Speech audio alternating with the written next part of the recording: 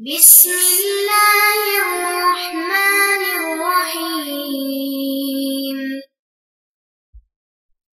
الحمدللہ نحمدہ ونصلی علی رسولہ الکریم، اما بعد۔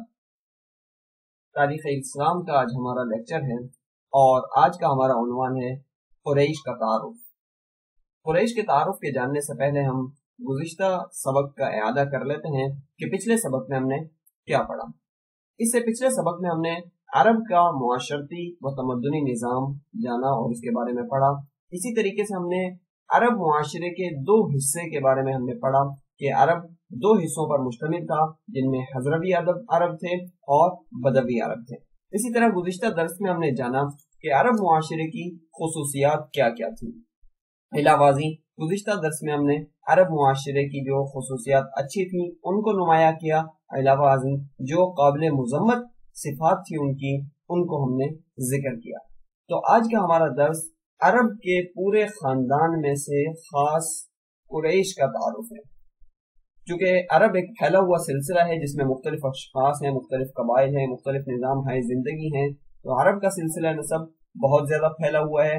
ہم نے اس کا جزوی مطالعہ کرنا ہے کہ عرب کی تین بڑی اقسام میں سے ہم نے عرب مستعربہ کا مطالعہ کرنا ہے تاکہ ہم قریش تک پہنچ سکیں۔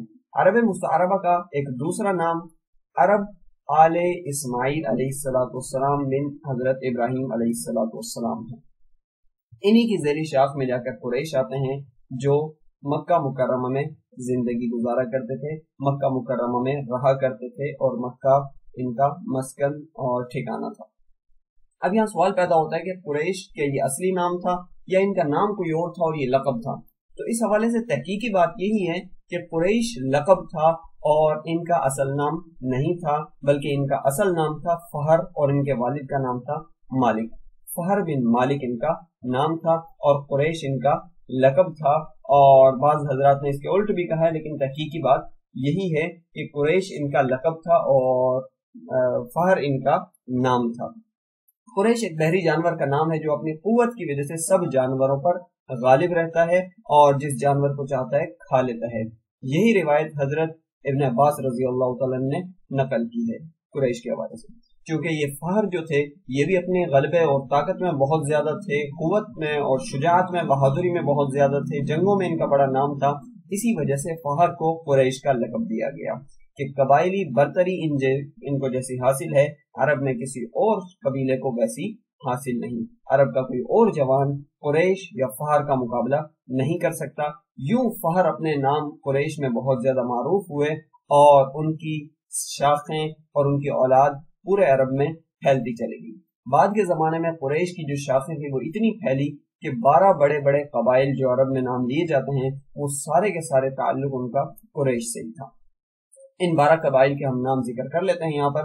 پہلا قبیلہ ہے بنو عبد مناف، دوسرا قبیلہ ہے بنو عبد الدار، تیسرا قبیلہ ہے بنو اسد، چوتھا قبیلہ ہے بنو زہرہ، پانچواں قبیلہ ہے بنو مخزوم، چھٹا قبیلہ ہے بنو عدی، ساتواں قبیلہ ہے بنو سہم، آٹھواں قبیلہ ہے بنو عامر، نواں قبیلہ ہے بنو تیم، 10واں قبیلہ ہے بنو حارث، 11واں قبیلہ ہے بنو محارب اور 12واں قبیلہ ہے بنو تمیم۔ یہ سارے کے سارے اپنی ذات میں خود بہت بڑے بڑے قبائل تھے، لیکن ان سب کی جڑیں اور شاخیں جا کر قریش سے ملتی تھی۔ یہ سب کے سب قریش سے منسوب تھے، قریش قبیلے کے ماتحت یہ 12 بڑے بڑے قبائل آتے تھے۔ ہم اپنی اگلی سلائیڈ میں یہ جاننے کی کوشش کریں گے کہ جو فہر بن مالک تھے یا جنہیں قریش کہا جاتا ہے، ان سے پہلے کا نسب نامہ کیا تھا، ان کے آبا و اجداد کون تھے؟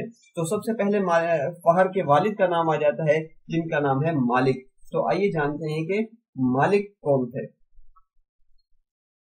مالک عربوں کے بڑے سرداروں میں سے ایک تھے، فہر کے والد تھے اور عربوں کے نمایاں نام میں ان کو بھی ذکر کیا جاتا ہے۔ مالک کے جو والد صاحب تھے ان کا نام تھا نظر۔ نظر کا معنی ہے تر و تازگی اور رونق۔ یہ بڑے حسین و جمیل تھے، اس وجہ سے ان کو نظر کہا جاتا ہے۔ اس کے بعد نظر کے جو والد تھے وہ تھے کنانہ۔ کنانہ بڑے جلیل القدر سمجھے جاتے تھے اور عالم فاضل شخص تھے، دور دراز کا سفر طے کیا کرتے تھے اور قریش کی جو اہم خدمات تھی وہ انجام دیا کرتے تھے۔ کنانہ کے والد جو ہیں وہ خزیمہ ہیں جو کہ ملت حنیفیہ پر، ملت ابراہیمیہ پر کاربند تھے، عمل پیرا تھے۔ مدرکہ جن کا اصل نام عمر ہے یا عامر ہے، ان کا نام تو یہ اپنی رفعت میں، بلندیوں میں، عزتوں میں زیادہ معروف ہے، جس کی وجہ سے ان کو مدرکہ حاصل کرنے والا، عظمتیں سمیٹنے والا کہا گیا۔ مدرکہ کے والد صاحب کا نام الیاس ہے۔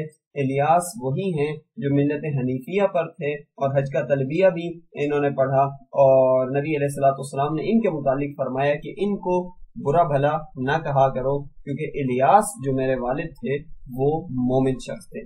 اب الیاس کے بعد جو شخصیت قابل ذکر ہے جو الیاس کے والد ہیں وہ ہیں مضر، جن کی کنیت ابو الیاس تھی، اور ان کا نام کا لفظی مطلب جو عربی زبان میں آتا ہے ترش، کہ وہ بہت زیادہ دشمنوں کے لیے سخت قسم کے تھے، اس وجہ سے ان کا نام مضر پڑ گیا، یا ترش قسم کا، سخت قسم کا تھا۔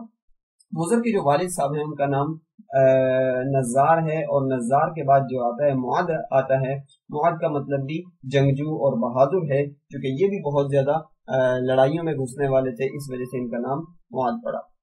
معد کے جو والد صاحب ہیں ان کا نام ہے عدنان، اور یہ وہ عدنان ہیں جنہوں نے ہر طرح کی خیر اور بھلائی سمیٹی، اور کہا جاتا ہے کہ یہ بھی ملت حنیفیہ پر، اسلام پر تھے۔ تو یہاں سے فہر سے لے کر عدنان تک قریباً 9 شخصیات بنتی ہیں، سلسلہ نسب 9 اشخاص پر بنتا ہے، اور یہاں سے آگے بھی سلسلہ نسب معروف ہے نبی علیہ الصلوۃ والسلام کا، عربوں کا، لیکن نبی علیہ الصلوۃ والسلام نے خود یہاں سے آگے تجاوز کرنے سے منع فرمایا کہ عدنان سے آگے نہ نسب بیان کیا کرو۔ یہاں سے نسب دانوں کا اور نسب بیان کرنے والوں سے خلط ملط ہو گیا، صحیح اور غلط مرج مکس ہو گیا ہے آپس میں، جس کی وجہ سے یہاں تک ہمیں نسب بیان کرنا چاہیے، اس کے بعد نسب بیان نہیں کرنا چاہیے۔ تاہم یہ بات طے ہے کہ نبی علیہ الصلوۃ والسلام کا نسب نامہ عدنان سے ہوتے ہوئے اسماعیل علیہ الصلوۃ والسلام اور ابراہیم علیہ السلام یعنی عرب مستعربہ تک جا کر پہنچتا ہے۔